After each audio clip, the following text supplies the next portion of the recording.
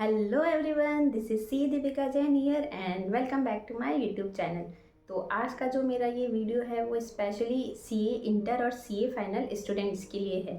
तो recently ICAI ने guidelines issue की है जिसमें आपकी मई 2022 या उसके बाद कोई एग्जाम्शंस है तो आप उस एग्जाम्शन को परमानेंट कर सकते हैं, लेकिन इसके लिए कुछ कंडीशंस है। फॉर एग्जाम्पल, यदि आपके मई 2022 में किसी पेपर में एग्जाम्शन आई है तो वो आपकी नवंबर 2023 तक ही वैलिड है।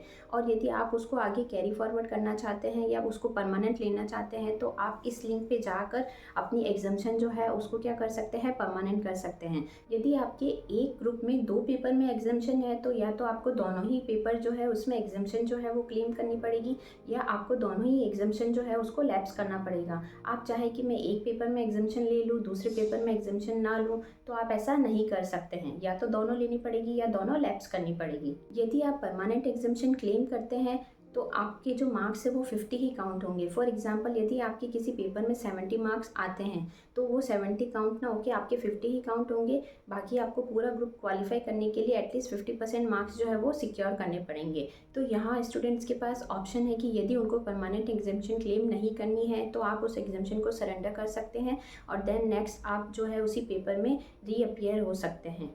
यदि आपने किसी ग्रुप में परमानेंट एग्जाम्शन क्लेम कर लिए किसी पेपर में तो फर्दर आप उस ग्रुप में किसी दूसरे पेपर में एग्जाम्शन क्लेम नहीं कर सकते हैं। एक बार यदि आप अपनी जो एग्जाम्शन है उसको परमानेंट करने का डिसीजन ले लेते हैं तो उसके बाद आप उसमें कोई करेक्शन नहीं कर सकते, क्योंकि इसके लिए आपके पास कोई करेक्शन विंडो ओपन नहीं है और ना ही आप लेट फीस के साथ कोई करेक्शन कर सकते हैं। तो जब भी आप इस ऑप्शन को अवेल करें तो बहुत ही सोच समझ कर करें। आपको अब अपनी एग्जाम्शन को परमानेंट करना है तो ये विंडो जो है वो 15 फरवरी 2024 को ओपन हुई है, जो कि 9 मार्च 2024 को क्लोज हो जाएगी।